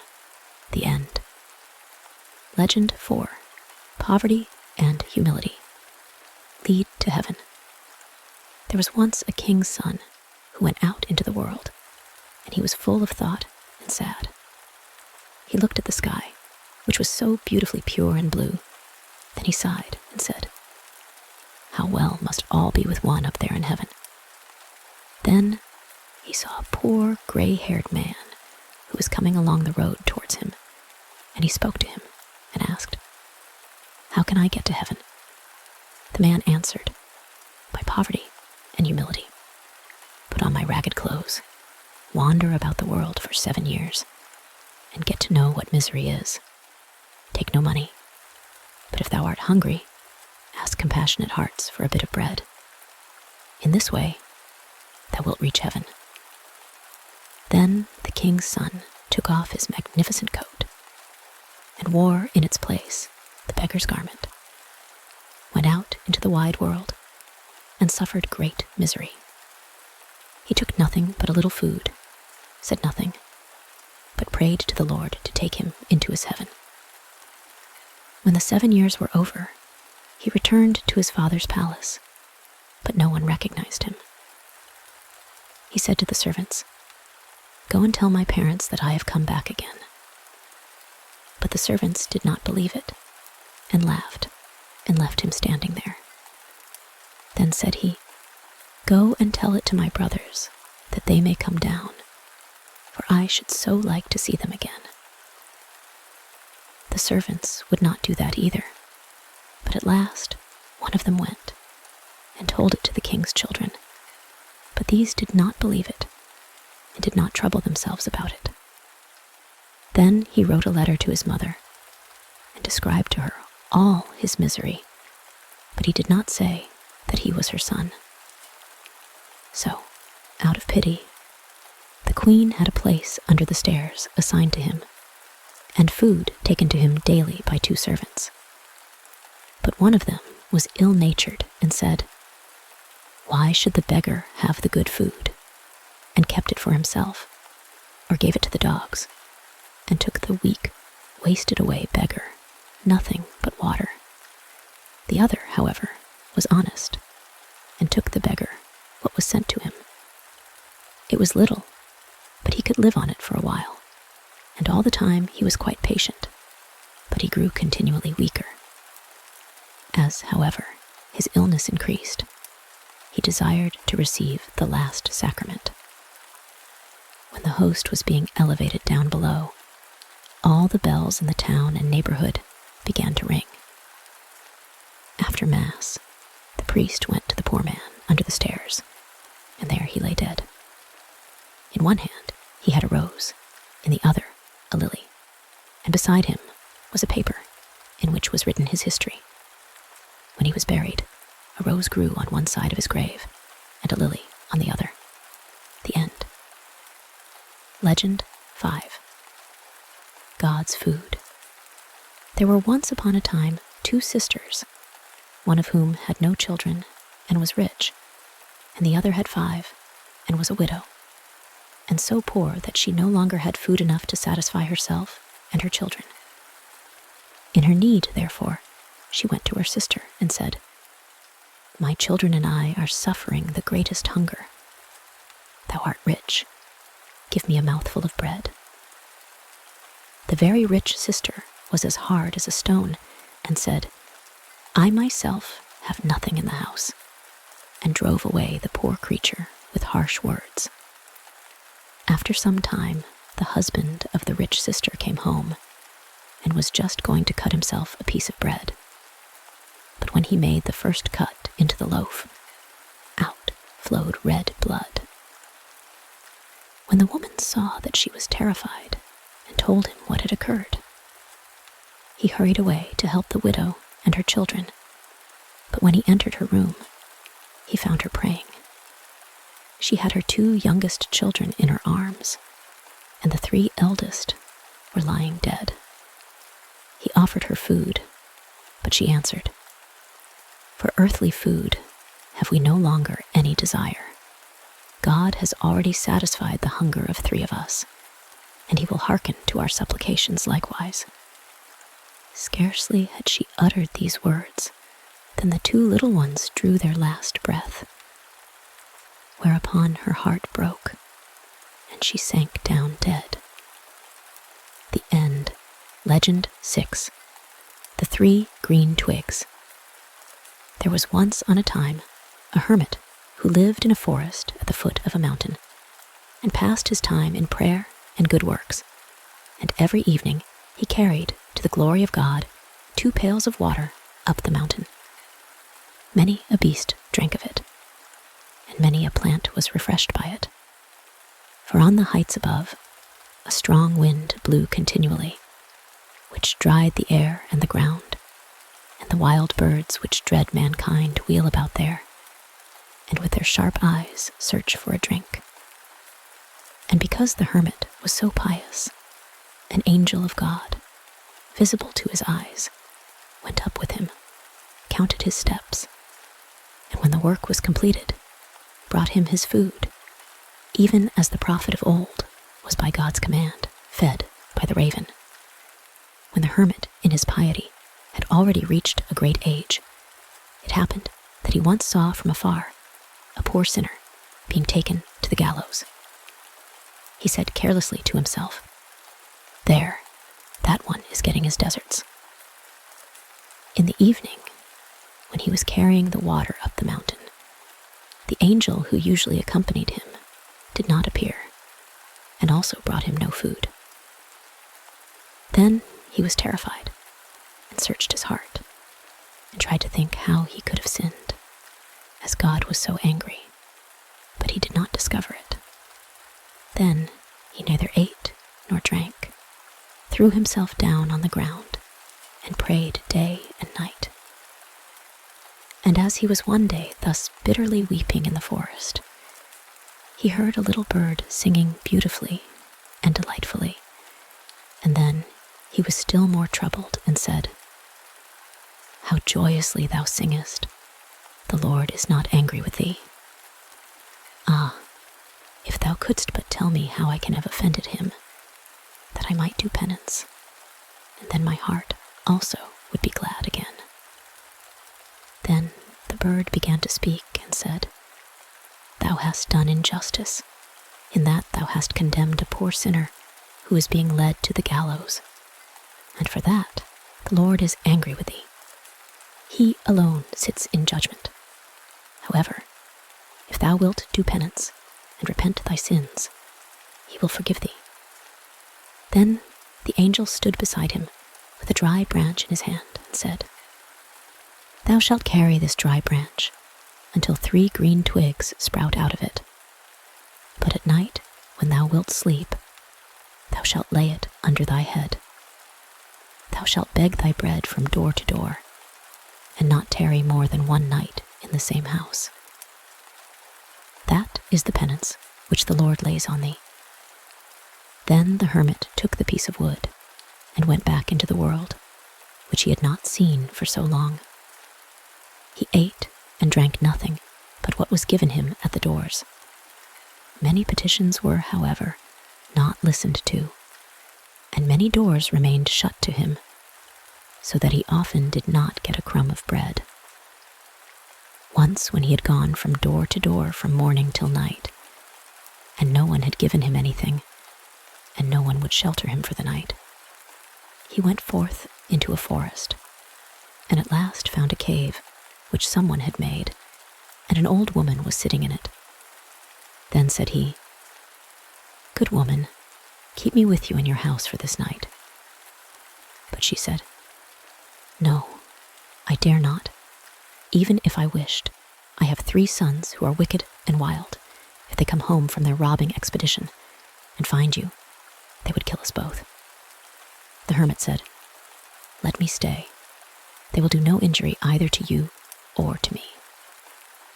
And the woman was compassionate and let herself be persuaded. Then the man lay down beneath the stairs and put the bit of wood under his head. When the old woman saw him do that, she asked the reason of it, on which he told her that he carried the bit of wood about with him for a penance, and used it at night for a pillow, and that he had offended the Lord, because when he had seen a poor sinner on the way to the gallows, he had said he was getting his deserts. Then the woman began to weep and said, "If the Lord thus punishes 1 single word, how will it fare with my sons when they appear before him in judgment?" At midnight, the robbers came home and blustered and stormed. They made a fire, and when it had lighted up the cave, and they saw a man lying under the stairs, they fell in a rage and cried to their mother, "Who is the man? Have we not forbidden anyone whatsoever to be taken in?" Then said the mother, "Let him alone. It is a poor sinner who is expiating his crime." The robbers asked, "What has he done?" "Old man," said they, "tell us thy sins." The old man raised himself and told them how he, by 1 single word, had so sinned that God was angry with him, and how he was now expiating this crime. The robbers were so powerfully touched in their hearts by this story that they were shocked with their life up to this time, reflected, and began, with hearty repentance, to do penance for it. The hermit, after he had converted the 3 sinners, lay down to sleep again under the stairs. In the morning, however, they found him dead, and out of the dry wood on which his head lay, 3 green twigs had grown up on high. Thus the Lord had once more received him into his favor. The End. Legend 7. Our Lady's Little Glass. Once upon a time, a wagoner's cart, which was heavily laden with wine, had stuck so fast that in spite of all that he could do, he could not get it to move again. Then it chanced that Our Lady just happened to come by that way. And when she perceived the poor man's distress, she said to him, "I am tired and thirsty. Give me a glass of wine, and I will set thy cart free for thee." "Willingly," answered the wagoner, "but I have no glass in which I can give thee the wine." Then Our Lady plucked a little white flower with red stripes, called field beanweed, which looks very like a glass, and gave it to the wagoner. He filled it with wine, and then Our Lady drank it. And in the self-same instant, the cart was set free, and the wagoner could drive onwards. The little flower is still always called Our Lady's Little Glass. The End. Legend 8. The Aged Mother. In a large town, there was an old woman who sat in the evening alone in her room, thinking how she had lost first her husband, then both her children, then one by one all her relations, and at length, that very day, her last friend. And now she was quite alone and desolate. She was very sad at heart, and heaviest of all her losses to her was that of her sons. And in her pain, she blamed God for it. She was still sitting lost in thought, when all at once she heard the bells ringing for early prayer. She was surprised that she had thus in her sorrow watched through the whole night, and lighted her lantern and went to church. It was already lighted up when she arrived, but not as it usually was with wax candles, but with a dim light. It was also crowded already with people, and all the seats were filled. And when the old woman got to her usual place, it also was not empty, but the whole bench was entirely full. And when she looked at the people, they were none other than her dead relations, who were sitting there in their old-fashioned garments, but with pale faces. They neither spoke nor sang, but a soft humming and whispering was heard all over the church. Then an aunt of hers stood up, stepped forward, and said to the poor old woman, "Look there beside the altar, and thou wilt see thy sons." The old woman looked there, and saw her 2 children, one hanging on the gallows, the other bound to the wheel. Then said the aunt, "Behold, so would it have been with them if they had lived, and if the good God had not taken them to himself when they were innocent children." The old woman went trembling home, and on her knees thanked God for having dealt with her more kindly than she had been able to understand. And on the 3rd day, she lay down and died. The End. Legend 9. The Heavenly Wedding. A poor peasant boy one day heard the priest say in church that whosoever desired to enter into the kingdom of heaven must always go straight onward. So he set out and walked continually straight onwards over hill and valley, without ever turning aside. At length, his way led him into a great town, and into the midst of a church, where just at that time God's service was being performed. Now, when he beheld all the magnificence of this, he thought he had reached heaven, sat down, and rejoiced with his whole heart. When the service was over, and the clerk bade him go out, he replied, "No, I will not go out again. I am glad to be in heaven at last."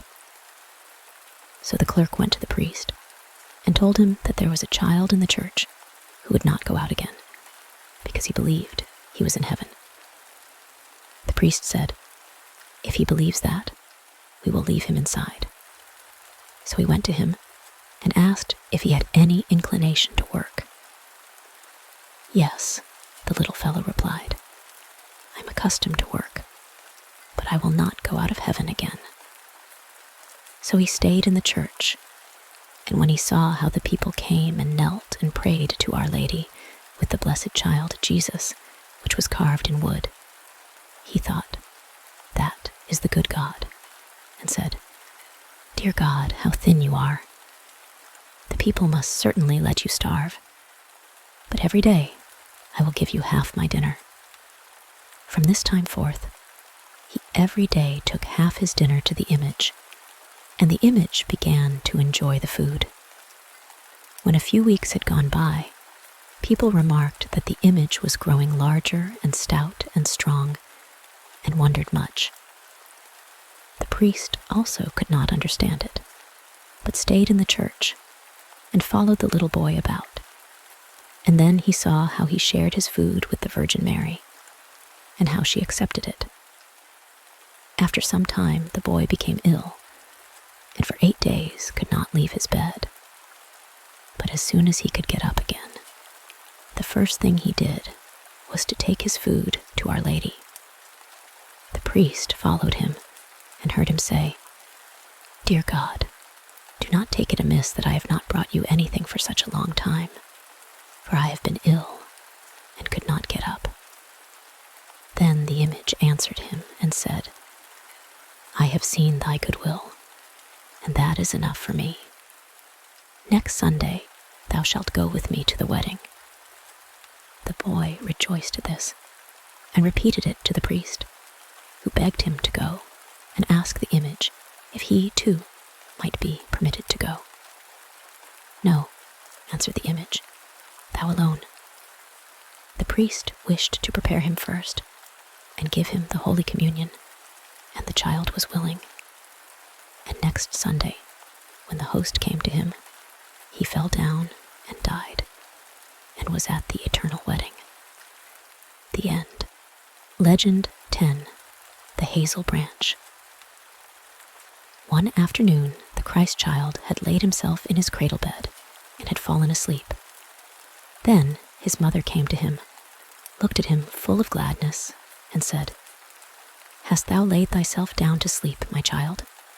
Sleep sweetly, and in the meantime I will go into the wood and fetch thee a handful of strawberries, for I know that thou wilt be pleased with them when thou awakes." In the wood outside, she found a spot with the most beautiful strawberries. But as she was stooping down to gather one, an adder sprang up out of the grass. She was alarmed, left the strawberries where they were, and hastened away. The adder darted after her, but Our Lady, as you can readily understand, knew what it was best to do. She hid herself behind a hazel bush and stood there until the adder had crept away again. Then she gathered the strawberries, and as she set out on her way home, she said, "As the hazel bush has been my protection this time, it shall in future protect others also. Therefore, from the most remote times, a green hazel branch has been the safest protection against adders, snakes, and everything else which creeps on the earth." The end. Thank you for taking the time to listen along with me this evening. I hope this has helped to relax you and that you have enjoyed the story. If there are any stories you would like to hear in the future, please leave a comment in the section below. And please consider subscribing so that you won't miss out on all the stories coming to the channel very soon. And until next time, goodbye for now.